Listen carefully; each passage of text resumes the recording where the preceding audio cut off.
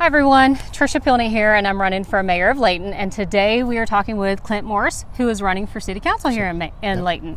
Thank you, Clint. Yep, thank you. So tell me, what has made you decide to run for city council here in Layton? That's a great question, and thank you for involving all of us in this, and for your willingness to run for mayor and to put yourself out there. It's courageous, and we wish you the best of luck. Running for city council is something that is very important to me. We raised our family here, longtime Layton residents.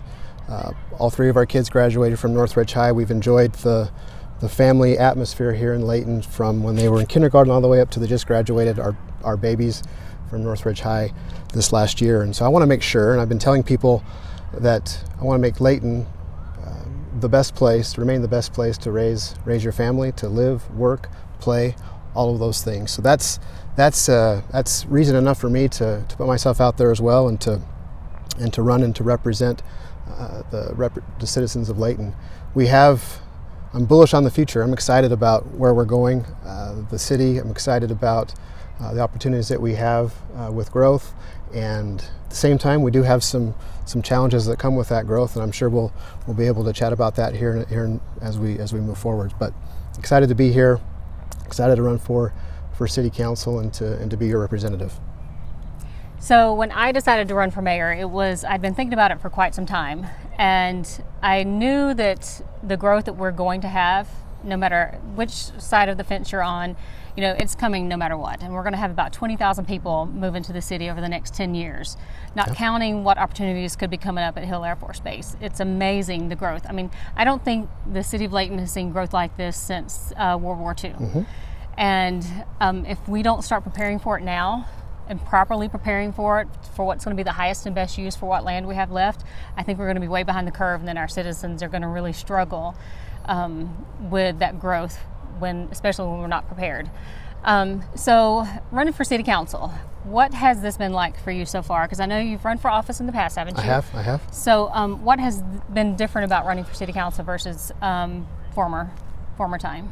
Well, the best thing about running for any office is to be able to get out and visit and meet people, new people with ideas, people with different points of view, different perspectives. It's important that as candidates that we listen, that we take time to try to understand where people are coming from. It's not just, hey, I have all the ideas, I have all the solutions.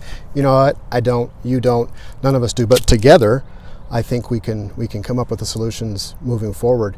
You mentioned growth.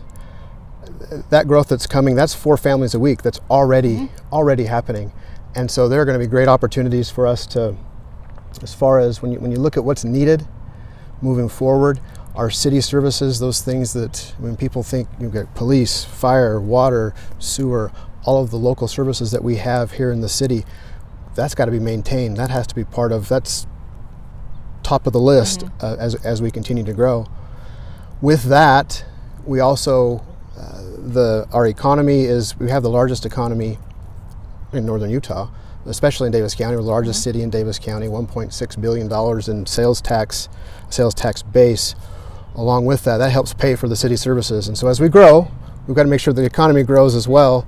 And the 3 tax stools the 3 pegs of the stool that we talk about, property tax, sales tax, and the franchise and excise or impact fees tax or fees, those all have to balance. Mm-hmm. If one of those gets out of balance, then we have issues. And so those are things that are going to be more prevalent as we continue to grow. Yeah, I agree.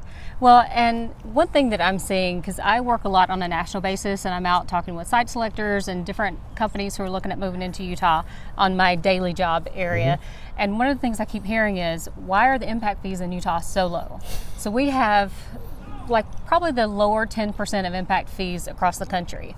And I've had some people talk to me about why that is. Should we be raising our impact fees? Should we be raising impact fees for all of the single family homes that are coming up so that would encourage developers to build something else? Have you had a chance to maybe think about something like that could help more of the growth that we need to be able to pay for all this infrastructure? It's a good question. Impact fees they're important. They help pay for infrastructure and then later on we have to maintain that through the city services and through our sales tax base. it has to be studied. We have to take a look at we have developers that might not want to come here because of even with those impact fees being as they are. But it's got to be fair. It's got to make sense. And I think together we can figure out what that means. I guess on the other side of that, the flip side of that, when you are attracting commercial businesses here, you also have the benefit, hopefully, of the sales tax base. And so maybe there's a balance between what the impact fees are with the benefit that's going to happen with the sales tax base. So I do think that really needs to be studied, because we have such an issue right now with the new fire station that's coming up. I think that hit a lot of people out of nowhere. They didn't realize that there was even discussions with it this quickly and that it would raise taxes like it is. $60 doesn't sound like a lot, but 25% is a huge number in the grand scheme of things. And when you see that 25%, it really does shock people into, why haven't we heard about this? And that leads me to the transparency that seems to be an issue or perceived issue with a lot of people in our community. And so for people who don't know, Clint and I actually serve on the Planning Commission together. And it's interesting because we see it from our side that developers or builders have been in talks with the city for quite some time, but a lot of times you can't really put it out there to the city because you need to have a solid foundation before it's either objected or it really gets out there, because that could halt a development or halt a project pretty quickly. On the transparency side for the city, how do you see that? How do you see we maybe expand that so that more people are comfortable with our city government? Also, great question. One of the things that I've seen in other communities around, having the, and this sounds so simple, but having our meetings, all the public meetings, the Planning Commission meeting, the Parks and Rec Committee meeting, the City Council meeting, any public meeting ought to be live streamed. It ought to be out there for everyone to enjoy, everyone to watch, everyone to critique. It's our government. We're not only are we running, but we're also citizens. We're also voting citizens. We're interested in what's going on, and I think that would help with transparency, where you can actually see what's going on, understand what's going on, and that would be something that I would implement as elected. We should already be doing that. Now, I know we have the meetings recorded. You can listen to it audio, but there's nothing. We're here with all this technology. We should be able to live stream these meetings. It's not hard to do a YouTube Live or a Facebook Live, a Twitter Live. You can go do Instagram Live. It's all live these days. It's not very difficult. I mean, like right now we're on my iPhone and a tripod with my son back there helping us out. So sorry about that, Dev. We can take that out. Okay, where was that? I just lost my train of thought. Transparency. The transparency. So another way on the transparency, there's a lot of disgruntled citizens that they don't like the fact that things like this, like the fire station, do hit us all at once. So what are your thoughts on us bringing issues like that, and how could we get it out there other than the Facebook Live videos? How could we get that out there to announce it to the public? There's a lot of older people who live here in Layton. They can't come to the meetings. They aren't on Facebook or Instagram or any of that. So how could we express as a city what we're doing to them? Great question as well. I mean, we as a city have tried to put it in the water bills, utility bills. You've got a piece of paper that says, all right, here are the upcoming meetings, here's what's going on. Another avenue that's worked for me is there's the Utah Public Notice website. You get on there, you can register Layton City, and then you have a menu of all the different committees and commissions to where you can subscribe to their agendas. You get in your email the agenda, you get the notice of the meeting and the agenda. And so you've got that. We have the meetings twice a month. I wish we could just knock on everyone's door and tell them here's what's going on, and we just can't do that. And so trying technology, trying the city bills, get on that website, have that stuff delivered to your email. I think that's still the best way to be involved. And I love my Google alerts. I set Google alert for everything, and it pops up in my email anytime something new hits a website. That's a lifesaver for me.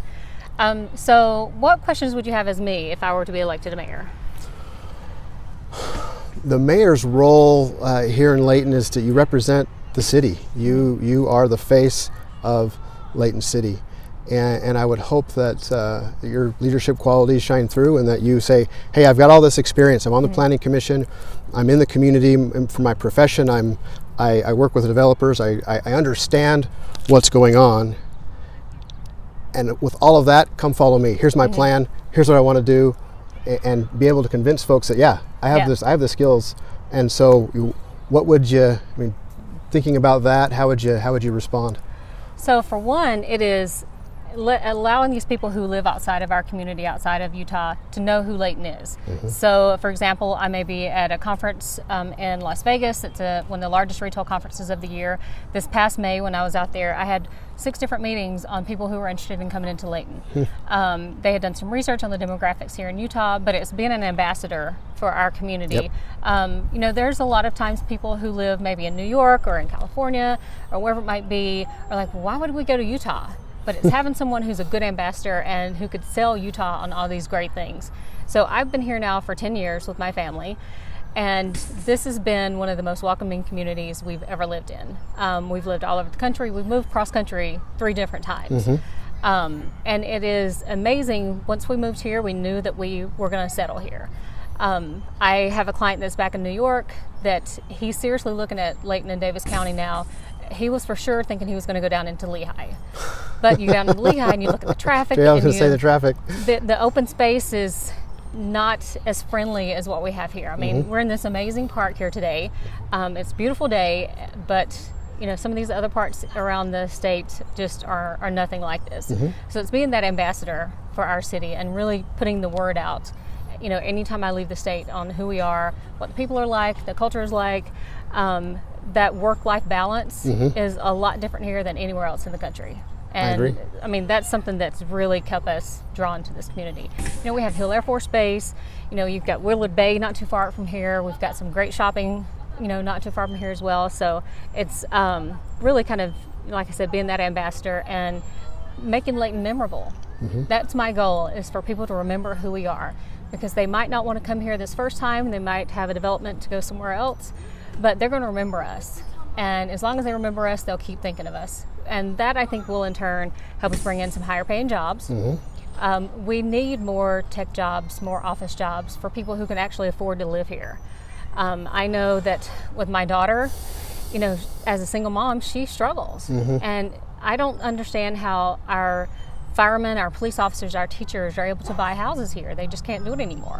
And if they work here, our police officers, they should be able to live in the community that they protect every day. So that's my other question. Affordability. Yes. I know affordable housing is a taboo word.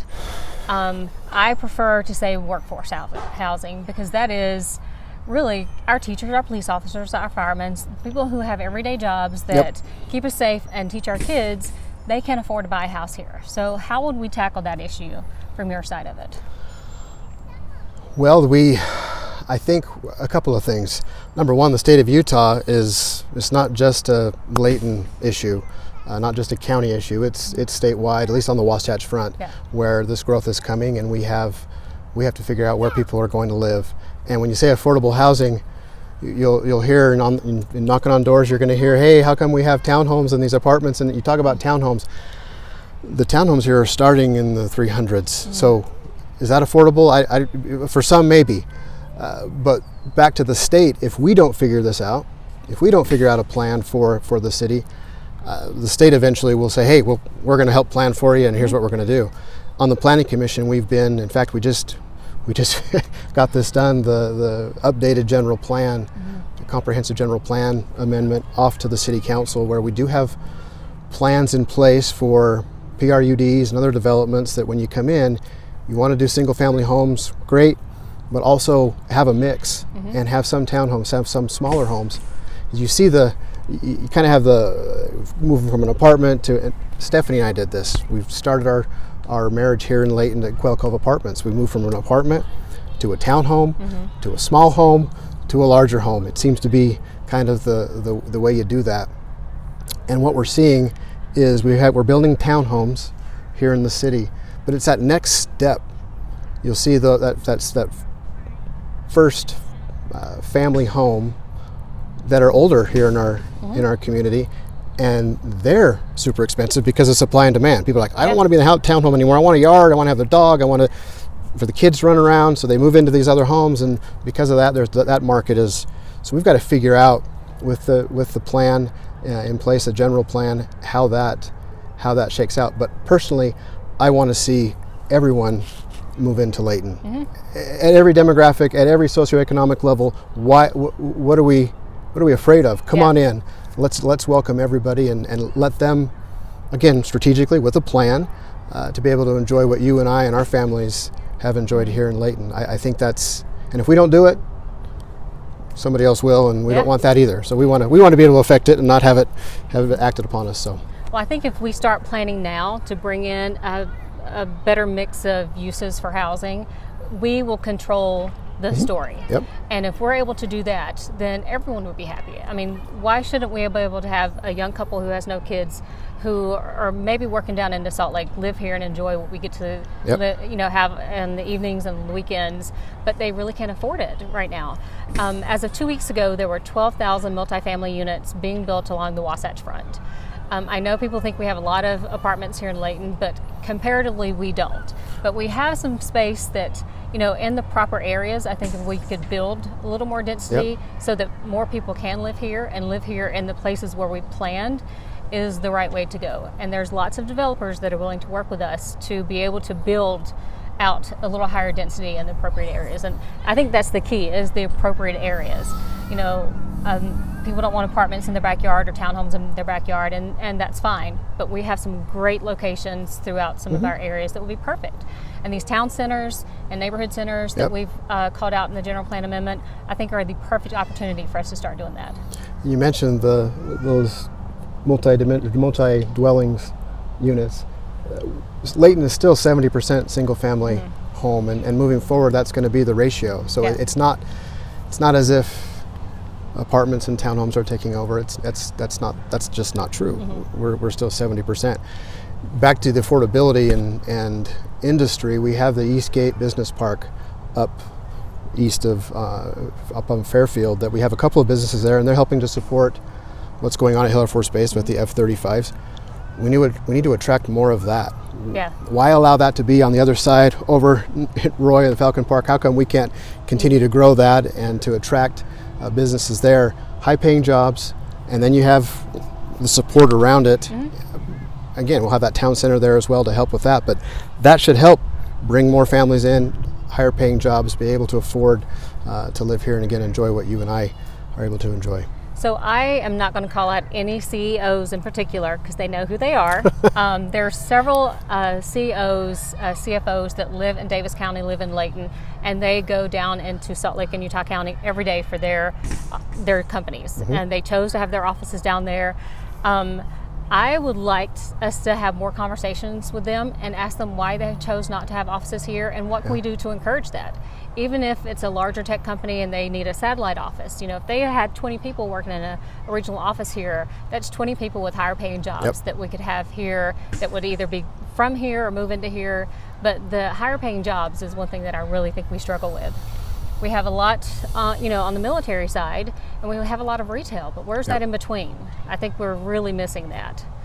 And I think as mayor, as a candidate for mayor, that's one thing of being that proponent, being that ambassador, to go out and say, hey, come to Layton, look what we've got, look what we have to offer. We've got the space, we've got the land, bring your company, we'll build the building and bring your people. Yeah. And I think we've got some great locations to have a little more office space, 3, 4, 5-story office buildings that wouldn't detract from our views of the beautiful mountains, that would allow, spaces for these people to be. You mentioned space. Open space is a big deal here. We're 85% built out in Layton, maybe even more now. And people value, and I value, that open space and to be able to, as you mentioned, view the mountains and out by the lake. We've got again, part of the plan and the general plan is to make sure that we conserve as much as we can and to be able to value that space and just not allow it to go away. Because once it's gone, it's not coming back. And so, as mayor, what would you respond to that? So on the open space side, when I drive around Layton, there are certain areas that I'm like, oh my goodness, there's so much land out here. But a lot of it is towards agriculture, and a lot of these agriculture areas are generational. just last week when I was talking with Bob Sanders from the Heritage Museum, I didn't realize how agricultural we were until that first train from Salt Lake to Ogden came in and brought in more jobs, more industry, other than just the farming and the ag. I think now it's time we start taking a look at these areas where all these single-family homes will be, and we start preparing for planning for that open space. And we, I know there's always give and take, but I think we need to be a little more harder on making sure that open space is dedicated to be open space. The fact that we could be losing some parks, some areas, is kind of sad. I know that Swan Lakes is a perfect example. I know Cheryl and her family really well. I actually had my head injury there a couple years ago, as a lot of people know. And I completely understand why they are selling and they're turning it into the homes and the townhomes, because it's just not viable when we have something that's a private use and we don't have enough people in our community support them. And that really is sad, because it's a great location. So whoever ends up living there is going to live in an amazing place. They are. But I think as a city, we need to start taking a look at what areas should we be buying up that maybe could be a small pocket park. We don't have to have 12 acres for a park. We could have a 1 to 2 acre park that people can just go sit in, enjoy their family, have a picnic, and go home. It doesn't have to be large, vast parks, but we could take several smaller ones throughout the city and make sure that we have that dedicated forever. And we've been working on just that with the PRUD overlays in the general plan. I know this is kind of in the weeds, but when a developer wants to come in and they want to build homes, well, there's a minimum open space requirement now that's up to 30% of what's going on, and that's not the area between the homes. That's actual open space that will have to have amenities, have to have things that people, a little play park, splash pads, those sorts of things in those developments moving forward to help, again, conserve and value that open space. Well, you mentioned splash pads. So one thing I feel strongly about is we need quality over quantity. You could have a 10-acre park with nothing in it and no one's going to go. It's true. So if we have something that brings a quality of life that people really enjoy, here we've got a great playground. I mean, there's the stream over there, the ducks, there's things that people can do here. But there's several parks around the city that are just that. They're just a park. So I think having that quality over quantity is something we need to start focusing more on, instead of just saying this is open space and that's it. Pickleball. Everybody loves I've never played pickleball. That's it. Okay, I'm that's the thing. Yeah. That's the thing now. So these pickleball courts are a big deal, and we got to make sure that we in the appropriate spots and make sure they're lighted and people love that. And that's again something that we're reacting to what's going on with what our people like to do, and we ought to offer that. So we have the 13 parks in Layton, which is awesome. But I think you're correct. Quality more than quantity. Let's make sure we have the amenities in the parks that people will enjoy. So that makes me think of, you just mentioned lighting on the pickleball courts. Safety. There is an issue that a lot of people are concerned about with our public safety. We have a pretty relatively higher crime rate compared to other cities in Davis County and our area. I'm really concerned about some of the crime issues that we have, and I haven't spoken to enough people yet to understand why that is. Do we have an issue with drugs? I mean, is that a big problem that we're having here in Layton? Is it, Salt Lake has a gang issue. Is there something leaning towards that? Or is it the tools that our police officers and other public safety officials, do they have the proper tools? I have a lot of people talk to me about, well, my daughter was mugged, or someone broke into my son's house, or whatever it might be. And that's kind of concerning to me, because I do have, my kids are adults, but they're still younger. And when they get out on their own, I have a 2-year-old grandson. I'm really concerned about their safety. And if we haven't addressed that, I think that's one thing that we really need to tackle. But have you had any experience talking with anyone on the safety issues that we might face? Public safety is a big deal. That's one of the reasons why we love living here. It's relatively safe. You mentioned the crime rates, and I think some of that is just the fact that we're the largest city in Davis County with almost 74,000 residents. Soon will be as big as Ogden, and so that brings its own challenges. We've got to make sure that our police officers have what they need. We got to make sure that we can keep police officers and not have this be the the junior varsity and they go off to get paid more in Salt Lake or somewhere else. We need quality, great police officers we just need them to stay. And so that needs to be discussed. How do you do that, and the budget wise and those sorts of things. I think Chief Swanson does a great job in making sure that we have police all over, and they have their routes and things that they do.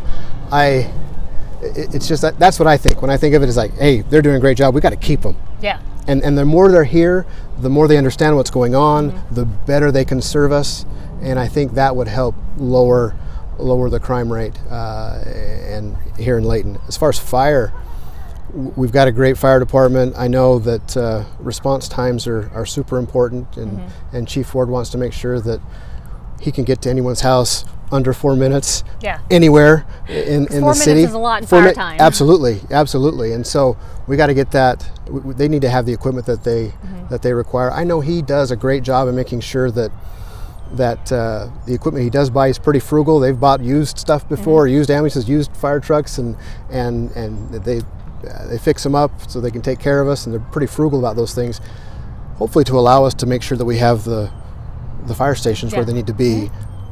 Again, back to this growth. If we all have all the fire stations on one side and we're growing over there, we've got to make sure that infrastructure is set in place so that they can take care of us. Yeah. So that's how I'd Yeah, it especially like I said, I have my daughter is a single mom with my 2-year-old grandson, and it is concerning. So I feel safer with her living here in Layton than I would say if she were 30 miles away, because I can get to her a lot quicker. Yep. But I think getting our police officers have a bad rap right now all around the country, and they really shouldn't. Nope. No. We have some amazing police officers, and the ones that I've talked to really love what they do. And you're right, keeping them is going to be the key, I think, to any of these perceived or actual safety issues that we may be having, for whatever reason. I know some cities are looking at giving some really cool incentives. There's actually some cities here in Utah that are helping them on home loans, helping them on the interest rates on their home loans. I think that's something we really should start taking a look at. They really don't make a lot of money right now, so why aren't we giving them some other incentives to stay in our community? Because we have a lot of younger police officers. They come to work here. They don't make a lot of money, but they get some great experience. Absolutely. And then they get taken away. To stay. Yeah, so we need to start thinking of some great incentives to keep them here. Like I said, they don't make a lot of money, so what else can we do to encourage them to stay here and protect our citizens? Great idea.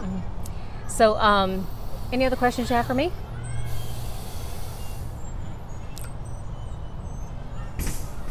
Budgets. Oh my goodness. How are we? We seem to, in the city, we save up until we're not in a lot of debt. As far as the city goes, we like to save and then purchase. What are your thoughts as far as budgeting and how we spend all of our money? So I think there is an issue with not just Layton, but cities all over Utah, all over the country. They have some money, and then they can go get that big shiny whatever it is, and then, we don't have money anymore. Or they're not tracking it like they should. There's not the checks and balances. And not saying by any means that we have a big issue on the budgets here in Layton, but I think there really needs to be some better checks and balances that we go through. A good example is Salt Lake City. Just a couple of years ago, they had so much money in their storage of impact fees that they cut out all impact fees for 2 years. That to me was not really having your checks and balances in place. Yeah. The purpose of impact fees is to not become super wealthy as a city, then you give certain people a break for 2 years. So I think we really need to start taking a look at the checks and balances that we have, and not just budget for the year, but we need to be budgeting for the next 5-10 years and budgeting the infrastructure needs that we have for our growth. And I know our city's already doing that, but I think, for one thing, I think we do need to be more transparent with it, going back to that. And that also comes into the fire station, the transparency for that. So being a little more open with our budget and what our needs are as a city. I think it comes down to education as well. Letting people know, well, this part of the street is only going to be fixed right now because we only have this much money. Right. But why was this whole street redone here? You know, everybody has potholes, so how do we educate the people as to why we do things the way that we do? Excuse me. I think that's really important, and I think we actually need to sit down and really do a study citywide as to where the money's going, where should the improvements be, you know, as far as how we spend our money, because there's always places where we could cut back here or there without it affecting our citizens. And then actually just sitting down and going through it line by line, you know, cutting out kind of all that waste so that we can put that towards our infrastructure. Because right now I think our biggest concern that we're going to face over the next 10 years is our infrastructure for all those people that are coming in. Yeah. We got to hope that the economy continues to be strong, because if there's a downturn, and I know the city has put money aside like they did when in 2008, when that hit. Yeah. No layoffs, city services were fine, everything was maintained, which I think is awesome. We got to make sure that we can do that again with with many more people than 10, 12 years ago. Because, well, all the economists are saying this is the longest upward swing we've had in decades. So the bottom's going to fall out eventually again. We know it's going to happen. That's just how the economy runs. So we definitely need to be prepared for that. And the priority, once again, at least for me, public safety and the city services, as far as making sure that the water and the sewer and all of those things, we just take for granted that they just.